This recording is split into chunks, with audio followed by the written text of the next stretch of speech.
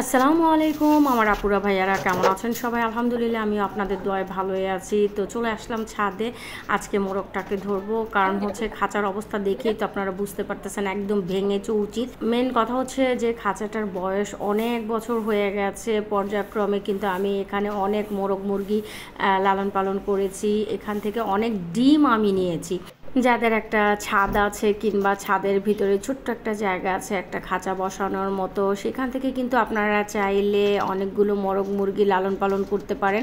সংসারের মাংস কিংবা ডিমের চাহিদাটা খুব অনায়াসেই পূর্ণ করতে পারেন। আমাদের ছাদে কিন্তু আমি অনেক মোরগ মুরগি লালন পালন করেছি, অনেক ডিমও নিয়েছি। মাশাআল্লাহ, মোরগটা কিন্তু অনেক বড় হয়ে গেছে। আজকে মোরগের শেষ দিন, মোরগকে আজকে ধরে নিয়ে যাবে জবাই করার জন্য। এটা ল্যাজ কেন হয় নাই জানি না, তবে মোরগটা কিন্তু অনেক বড়।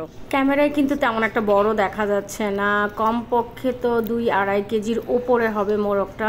একদিক দিয়ে মোরগটার জন্য খারাপও লাগতেছে, কিন্তু কিছু করার নেই, পরিস্থিতির ডিমান্ড, যেহেতু খাঁচাটা নষ্ট হয়ে গেছে।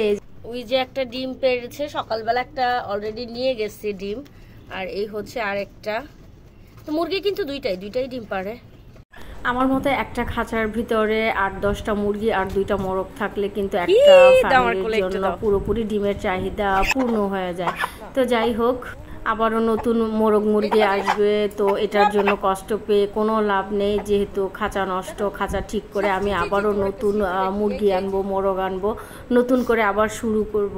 এই মোরগের একটা ঘটনা আপনাদের সাথে শেয়ার করি। আমাদের ছাদটা কিন্তু অনেক উঁচুতে, মোট কথা হচ্ছে 16-17 তলা, যতটুকু হাইট হয় ততটুকু উঁচুতে।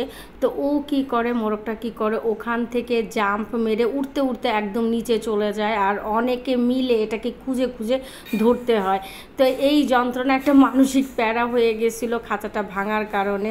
এলাকার ভিতরে মোটামুটি ভালোই পরিচিতি পেয়েছিল আমার মোরগ মুরগিগুলো, কারণ বেশিরভাগ সময় এগুলো উড়ে উড়ে নিচে যেত, আর অনেকে মিলে খুঁজে খুঁজে এগুলোকে ধরে আনতো। আর এই মোরগটা কি করে, মুরগির ডিমগুলো খেয়ে ফেলে।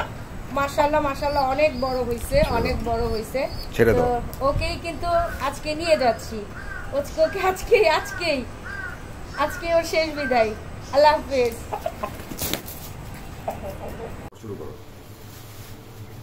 এই যে মুরগি কিন্তু অলরেডি সে কাটা একদম বাছায় বুছায় নিয়ে আসছে, কারণ এত বড় মোরগ কাটাটা আমার জন্য কঠিন হয়ে যাবে, সেজন্য সুন্দর করে একদম ড্রেসিং করে কাটিয়ে নিয়ে আসছে। এই হচ্ছে চামড়া টামড়া।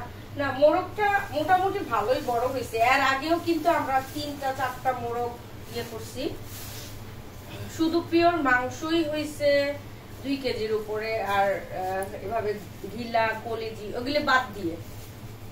যাই হোক, এখন এগুলোই রান্না করব।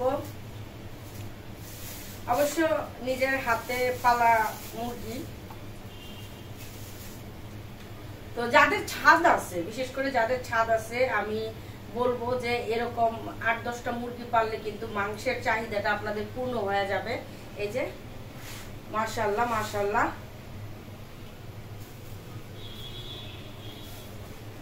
তো আপনাদের কাছে কেমন লাগলো? আমার কাছে কিন্তু খুবই ভালো লাগছে। মোরগটা এত বড় হয়েছিল, মানে বলে বোঝানোর মতো না।